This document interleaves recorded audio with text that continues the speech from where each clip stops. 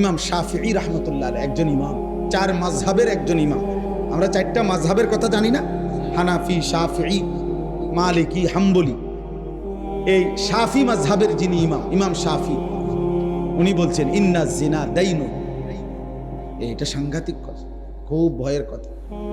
উনি বলছে, হে মুসলিম, হে যুবক, শোনো, জিনা এবং ব্যভিচার এটা কিন্তু দাইন, মানে ঋণ। ঋণ ঋণ ঋণ বুঝেননি? কিতা ঋণ? কিতা কর্জ, কর্জ, হাওলাত। হাওলাত বুঝেন তো না? তিনি বলছে ইন্না জিনা দাইনুন, নিশ্চয়ই জিনা, ব্যভিচার, নারীর সাথে অসভ্যতা, এটা একটি দাইন, এটা একটা ঋণ। তুমি যেন একটা ঋণ নিলা। এবার মনে রেখো, তিনি বলছে, হে যুবক, হে মুসলিম, অবশ্যই তোমার একটা পারা শেষ।